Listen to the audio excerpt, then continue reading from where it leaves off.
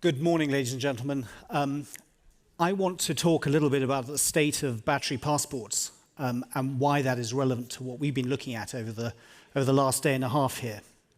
If I were to paraphrase what we've heard from many speakers over the course of the last day and a half, it is that our collective ability to make the energy transition a success and also deal with some of the global geopolitical challenges which were being discussed obviously this morning, it is a combination of standards and transparency. And one of the key tools for enabling the application of standards and transparency is the concept of a battery passport. So what I'm going to undo is unpack slightly is what do we mean by those standards? How does one bring about that transparency? What does a battery passport look like? And where are we at in the journey of trying to create them?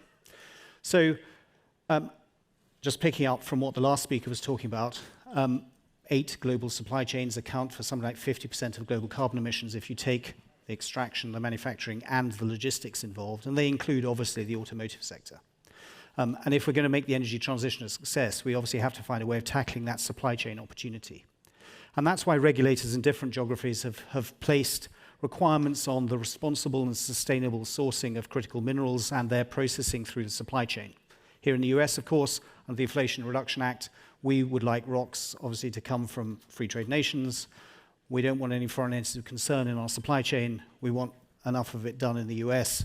And we take as read that things like child labor in our cobalt supply chain are not good. In the EU, those general principles are enshrined in things like the European battery regulations, which require evidence of responsible sourcing, recycling targets, and also a carbon footprint per battery, and that information will be made available to the consumer. There's a European car manufacturer that is about to announce in about 2 or 3 weeks' time that they have created battery passports now at production scale for every single vehicle coming off their production plants. And that means on the B pillar of a car, where most of us currently look for our tire pressures, there will be a unique QR code, unique to every car, which, like a VIN number, will apply to that individual vehicle, and it will allow the consumer to scan it and understand things like the state of health of the battery in that vehicle and evidence to demonstrate responsible and sustainable sourcing. That's actually putting in the hands of consumers, and of course, smart journalists will start creating league tables, information that will hold us as industry and policymakers to account for actually trying to make this energy transition more sustainable. Light, of course, is a great disinfectant, so the battery passport is one tool for shining a light into the deeper tiers of a supply chain. So how do you do that?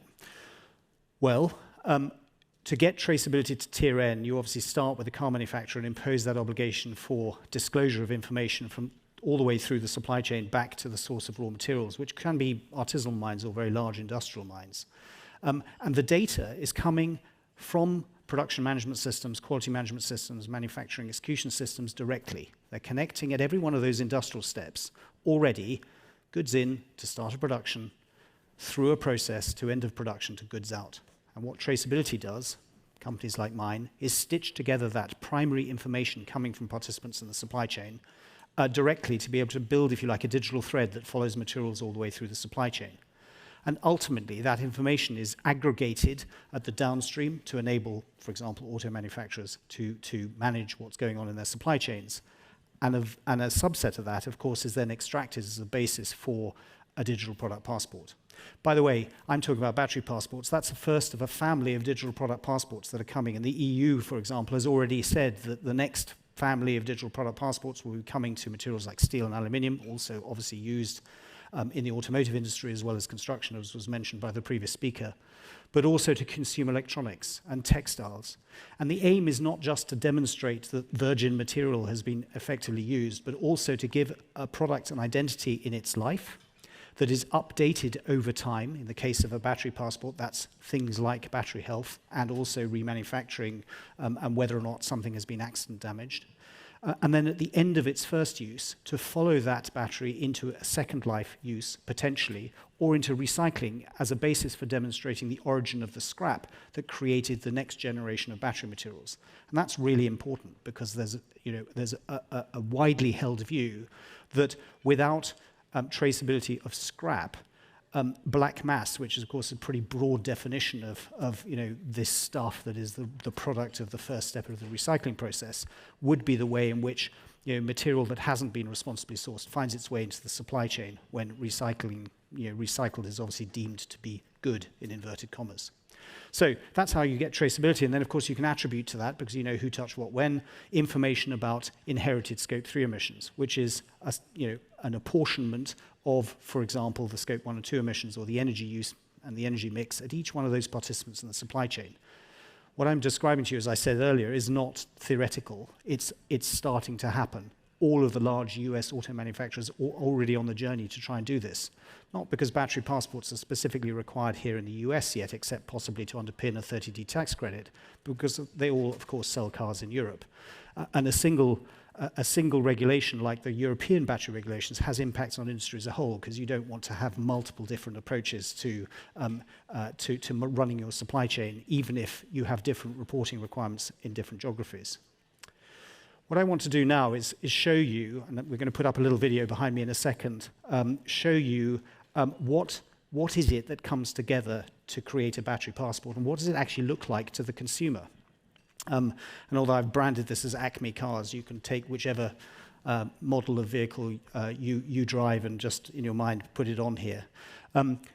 The idea is to take a lot of regulatory requirements and the information about who touched what when in the supply chain and bring those together into a format that can be consumed. At the macro level, that's how it's presented to regulators to, for example, justify a tax credit or to report in Europe on compliance. And at a micro level, that's how the consumer becomes informed about how their buying choices start to drive industries. If we could just put up my little video, that would be great. So first off, if you're responsible, a procurement professional, you're getting a view of your supply chain that looks a little bit like this, and you can drill into it. But when it comes to the creation of a battery passport, you need to select a template for whichever jurisdiction it is that you're going to be reporting. And when scrolling down a page here, this is sort of real data. There's an enormous amount of stuff here that is being collected from supply chain participants. I clearly don't expect you to read it all, except to say that the Indian battery regulations are different from the IRA tax credit requirements, and that's different, of course, from the EU battery passport regulations. But ultimately, that subset of information comes together into the QR code that I mentioned, which is attached to the battery pack. Each of the components within the battery pack also has a unique identity, and this is me, the consumer, scanning the B pillar of my car to be able to now see this kind of information. So if you're going to buy a car in Europe from the beginning of 2027, and by the way, you will not be able to sell a car in Europe without a battery passport, this is the sort of transparency that is going to be available to consumers. And this has never happened in these sort of supply chains. I started by saying standards and transparency are a key weapon. Well, this is an example of that level of transparency. Thank you very much for take the video down now. That is an example of how we are going to equip consumers with the ability to use their own buying power to start to drive for both responsible and sustainable sourcing.